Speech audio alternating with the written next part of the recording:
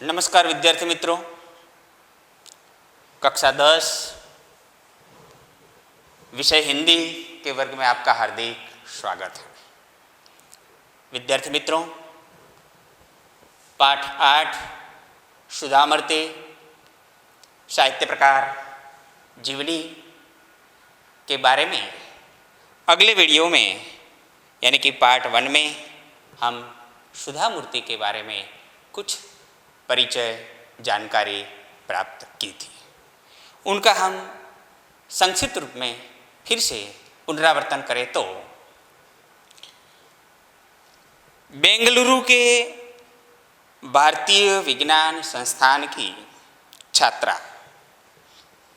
Computer विज्ञान की कक्षा समाप्त कर हॉस्टल की ओर जा रही थी कि उसकी दृष्टि नोटिस बोर्ड पर लगे एक विज्ञापन पर पड़ी। विज्ञापन यानी कि एडवर्टाइजमेंट, और यह विज्ञापन प्रसिद्ध ऑटोमोबाइल कंपनी टेल्को टाटा की थी, जिसमें कंपनी को परिश्रमी इंजीनियरों की आवश्यकता की बात लिखी गई थी। विज्ञापन में छोटे अक्षरों में लिखे एक वाक्य को पढ़कर वह छात्रा तिलमिला उठती है। वह छात्रा यानी कि सुधामूर्ति,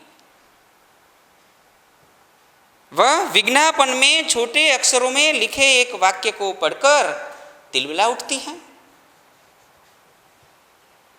क्या वाक्य था?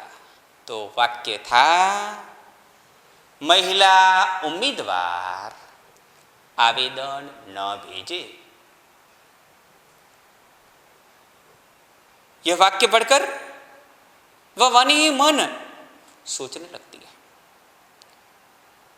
कि स्त्री पुरुषों के बीच इतनी असमानता, क्या स्त्रियां कुछ कर नहीं सकती? इसीलिए यह वाक्य सुनकर वह सहन नहीं कर पाती थी। स्त्री पुरुष के बीच असमानता की बात सुधा सहन नहीं कर पाती। वह एक पोस्टकार्ड पर कंपनी के प्रमुख JRD टाटा के नाम पत्र लिखती हैं कि टेल्को जैसी कंपनी द्वारा स्त्री पुरुषों के बीच इस प्रकार के भेदभाव से वह हैरान है।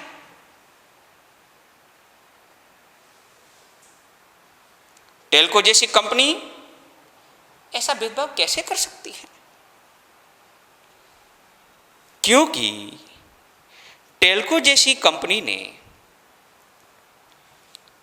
खास तौर पर ऐसा भेदभाव वह नहीं कर सकती क्योंकि वह तो बड़ी कंपनी है। उन्होंने भारत में लोहा,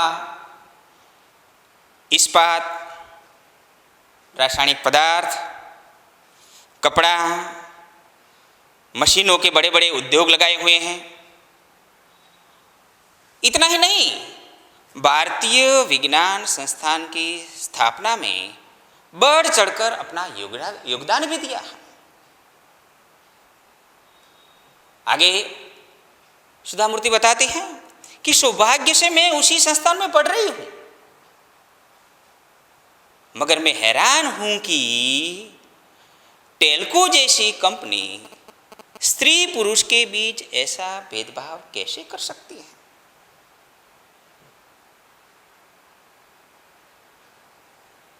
इसलिए उन्होंने JRD टाटा के नाम पत्र लिखकर बताती हैं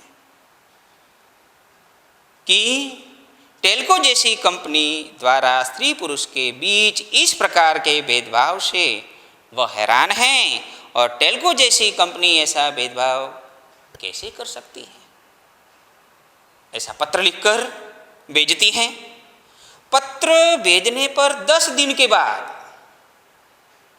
सुधा मूर्ति को कंपनी के खर्च पर पुणे यानी कि पुणे में साक्षात्कार के लिए बुलाया जाता है।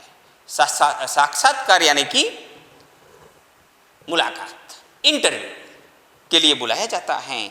और ऐसी मुलाकात के समय वह पूछे गए सभी प्रश्नों के सही उत्तर देती है।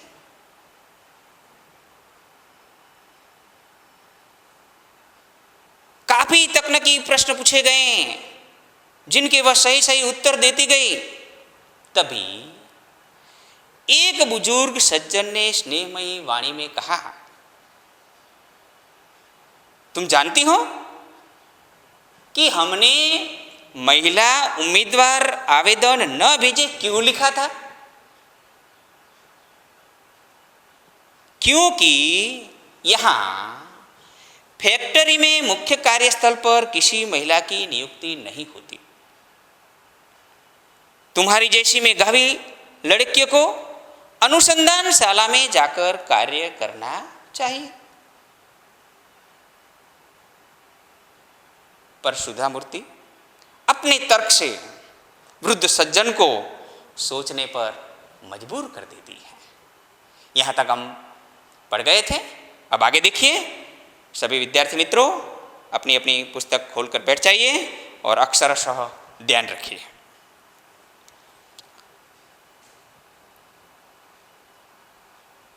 एक बुजुर्ग सज्जन ने कहा, क्या कहा कि तुम्हारी जैसी मेधावी यानी कि बुद्धिमान लड़कियों को अनुसंधानशालाओं में जाकर कार्य करना चाहिए। अनुसंधान यानी कि खोज, जांच पड़ताल का कार्य करना चाहिए। अब आगे देखिए। लेकिन हमें कहीं से तो शुरुआत करनी होगी।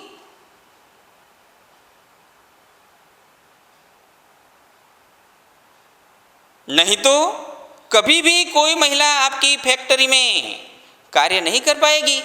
उसने दृढ़ता से कहा। दृढ़ता यानी कि मजबूती से कहा। शब्द पर ध्यान रखिए।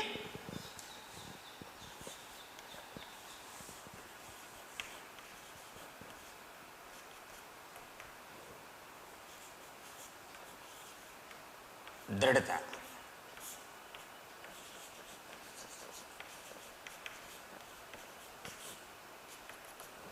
मजबूती से कहा। क्या कहा? एक लंबे साक्षात्कार के बाद, साक्षात्कार यानी कि मुलाकात कल हम देख गए थे, अंत में उस वृद्ध सज्जन ने मुस्कुराते हुए कहा, ठीक है, यह शुरुआत तुमसे ही की जाती है, बधाई। यह शुरुआत टेल्को कंपनी में महिला को यानी कि इंजीनियर के रूप में भर्ती की जाती है। टेल्को टाटा में इंजीनियर के पद पर नियुक्त यह प्रथम महिला इंजीनियर थी, सुधा कुलकर्णी। मित्रों, एक एक वाक्य में उत्तर दीजिए।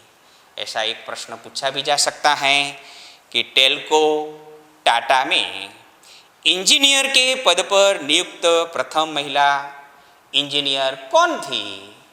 तो ध्यान रखिए, टेल्को में इंजीनियर के पद पर नियुक्त प्रथम महिला इंजीनियर सुधा कुलकर्णी थी। अब ध्यान रखिए कि यह सुधा कुलकर्णी सुधा मूर्ति क्यों कहलाई? तो सुधा कुलकर्णी का विवाह टेल्को में ही कार्यरत श्री नारायण मूर्ति के साथ हुआ। सुधा कुलकर्णी का विवाह किसके साथ हुआ?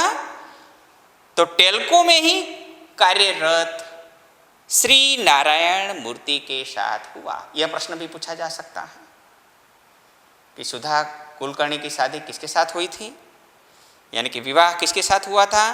तो सुधा कुलकर्णी का विवाह टेल्को में ही कार्यरत श्री, अंडरलाइन कीजिए, श्री नारायण मूर्ति के साथ हुआ। इसीलिए वह सुधा कुलकर्णी से सुधा मूर्ति बन पाए। 8 वर्ष तक टेल्को अपनी सेवाएं देने के बाद सन 1982 में उन्होंने अपने पद से त्याग पत्र दे दिया और बेंगलुरु में अपने पति श्री नारायण मूर्ति के साथ इन्फोसिस कंपनी खोली। देखो मित्रों, स्त्रियां और सुधा मूर्ति एक साहसी और दृढ़ संकल्प वाली महिला है।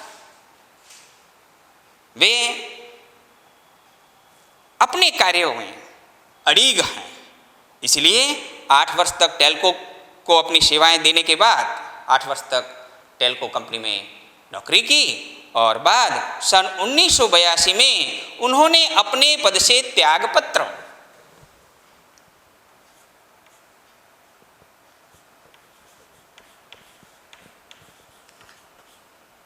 इस्तीफा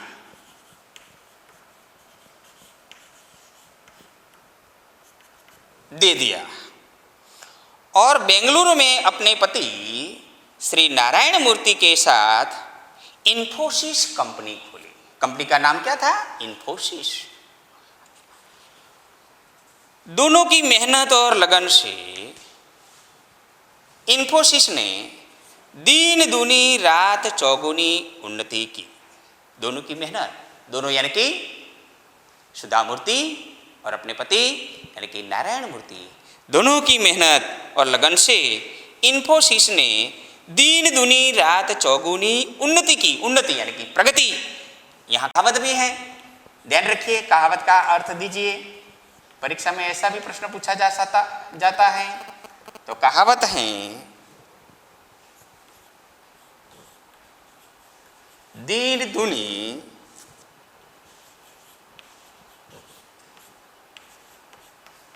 रात चौगुनी। इसका मतलब होता है बहुत तेजी से।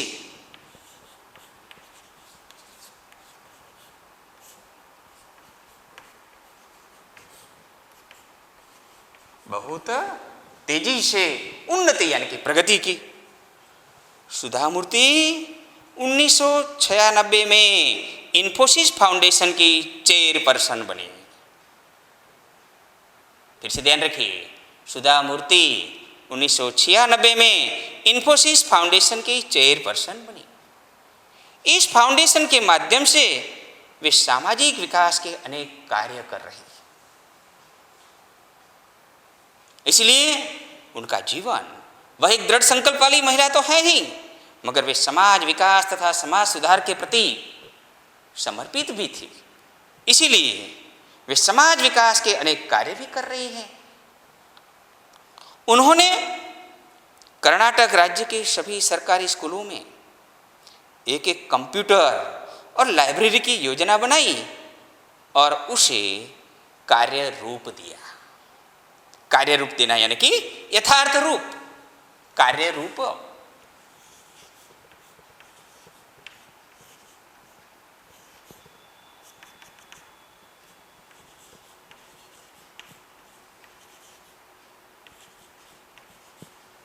यथार्थ रूप दिया।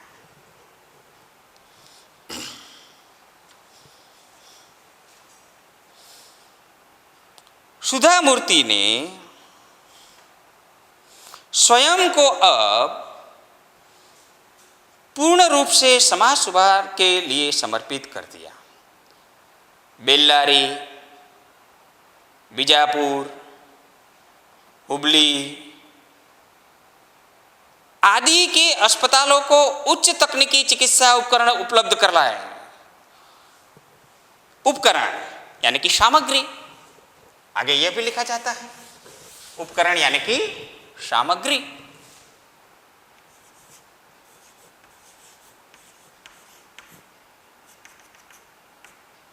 साधन, सामग्री।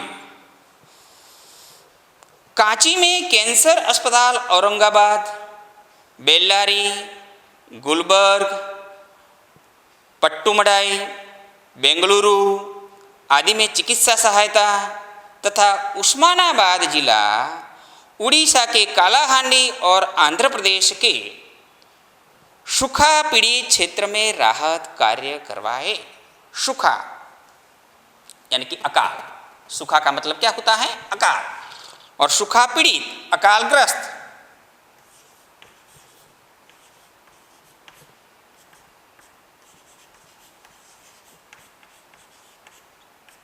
सूखा यानी कि अकाल और सूखा पीड़ित, अकालग्रस्त क्षेत्र में राहत कार्य करवाएं। उनके अथक प्रयास से, अथक शब्द समूह के लिए एक शब्द के रूप में भी पूछा जा सकता है।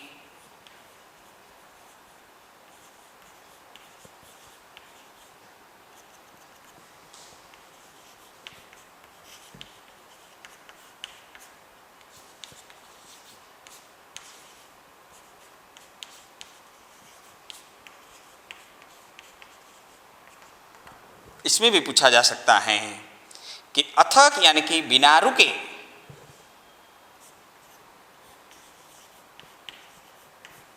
बिना रुके, अथक, लगातार किया जाने वाला कार्य, लगातार किया जाने वाला कार्य।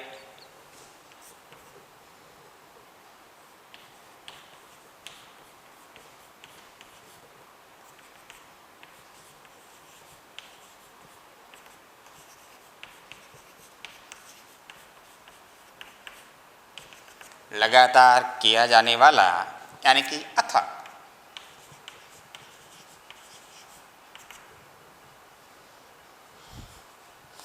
प्रयास, प्रयास यानी कि प्रयत्न। से कर्नाटक के 800 से अधिक गांवों में कंप्यूटर शिक्षा पर 1 करोड़ रुपया लगाया गया और 3000 से अधिक पुस्तकालय खोले गए। देखो मित्रों, एक समाज सेवा, समाज विकास और समाज सुधार के प्रति उन्होंने अपना जीवन समर्पित कर दिया। तो यहाँ पुस्तकालय का संधि विग्रह हम करें,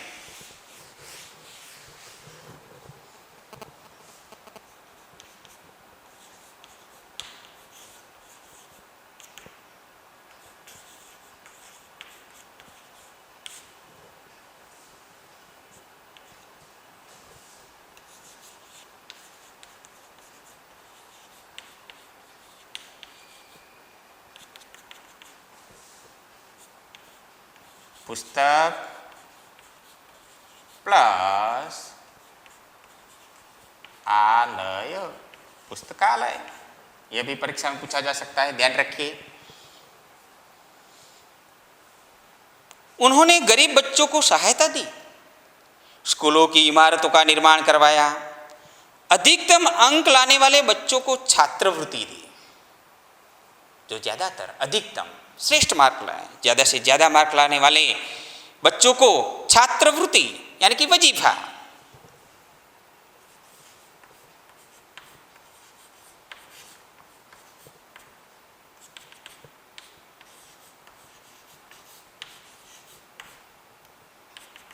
वजीफा, छात्रवृत्ति दी और गांव में लगभग 300 कंप्यूटर वितरित किए। फिर से ध्यान रखिए मित्रों, सुधा मूर्ति के अथक प्रयास से कर्नाटक के 800 से अधिक गांवों में कंप्यूटर शिक्षा पर 1 करोड़ रुपया लगाया गया और 3000 से अधिक पुस्तकालय खोले गए। उन्होंने गरीब बच्चों को सहायता भी दी, स्कूलों की इमारतों का निर्माण करवाया, अधिकतम अंक लाने वाले बच्चों को छात्रवृत्ति दी और गांव में लगभग 300 कंप्यूटर वितरित किया। वे यानी कि सुधा मूर्ति इन्फोसिस फाउंडेशन की चेयरपर्सन तो थी, मगर एक समाज सुधारक भी थी, समाज विकास का कार्य भी करती थी।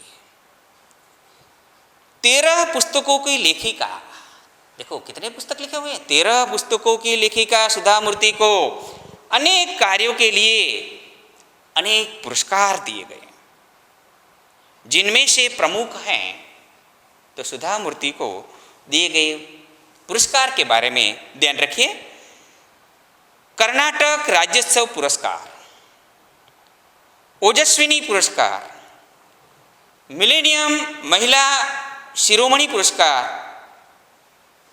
Women of the year 2002 FM radio द्वारा दिया गया, और राजलक्ष्मी पुरस्कार आदि पुरस्कार भी दिए गए हैं। सुधा मूर्ति ने अपनी उपलब्धियों से महिलाओं को मार्ग प्रशस्त किया। प्रशस्त यानी कि खुला।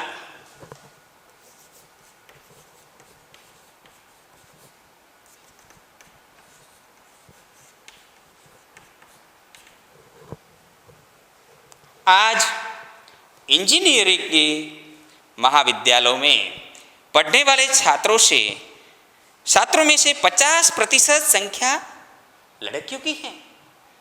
अनेक उद्योगों में मशीनों के बीच लड़कियां कुशलता से कार्य कर रही हैं। जिस मार्ग पर चलकर सुधा मूर्ति ने अपनी प्रतिभा, लगन और परिश्रम से सफलता की ऊंचाइयों को छुआ। कोई भी कार्य असंभव नहीं है, यह बताया गया है, मगर इसके लिए गहरी लगन होनी चाहिए, परिश्रम होना चाहिए, और परिश्रम से ऊंचाइयां हम प्राप्त कर सकते हैं। इसीलिए सुधा मूर्ति जिस मार्ग पर चलकर सुधा मूर्ति ने अपनी प्रतिभा, लगन और परिश्रम से सफलता की ऊंचाइयों को छुआ, उस मार्ग पर नई पीढ़ी को भी संदेश दिया है कि नई पीढ़ी को आगे बढ़ता देखकर वे खुशी से फूली नहीं समाती। आज इंजीनियरिंग कॉलेजों में 50% संख्या लड़कियों की है। ऐसी महाविद्यालयों में पढ़ने छात्रों में ज़्यादा से ज़्यादा यानी कि 50% संख्या महिलाओं की देखकर, लड़कियों की देखकर वह फूली नहीं समाती थी। तो यहाँ एक मुहावरा है, फूला न समाना, लिख लीजिए।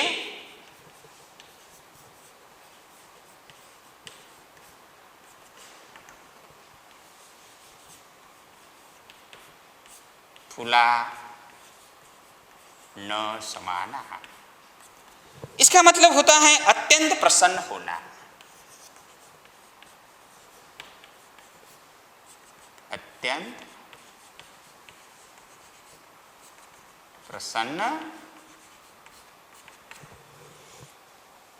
आज इतनी महिला यानी कि लड़कियों 50% से ज़्यादा वह पढ़ रही हैं, आगे बढ़ रही है। अनेक उद्योगों और मशीनों के बीच लड़कियां कुशलता से कार्य कर रही हैं। यह देखकर सुधा मूर्ति खुशी से वह फूली नहीं समाती। महिलाओं की सफलता पर वे कह उठती है। ध्यान रखिए, महिलाओं की सफलता पर वे कह उठती है। क्या कहा उन्होंने? हमारा मार्ग कठिन अवश्य है, किंतु चलना जरूरी है। तो इस प्रकार मित्रों, सुधा मूर्ति जीवनी में सुधा मूर्ति ने बताया है कि स्त्रियों के लिए कार्यक्षेत्रों की कोई सीमा नहीं है तथा वे हर कार्य में कुशलता प्राप्त कर सकती है। इस बात पर ज़्यादा जोर दिया है। इस कृति का यह संदेश है कि जाति और लिंग के बीच कोई भेदभाव न रखा जाए। इतना ही नहीं, सुधा मूर्ति महिलाओं के लिए प्रेरणा मूर्ति भी है। और इस पाठ में सुधा मूर्ति ने यह सिद्ध करने का प्रयास भी किया कि स्त्रियों के लिए कोई कार्य असंभव नहीं है। उन्होंने इंजीनियर के रूप में कार्य किया, बाद में संशोधन, तकनीकी क्षेत्र, चिकित्सा लेखन के क्षेत्र में बड़ा योगदान दिया और खास तौर पर महिला सशक्तिकरण के क्षेत्र में उनका योगदान महत्वपूर्ण है। धन्यवाद मित्रों।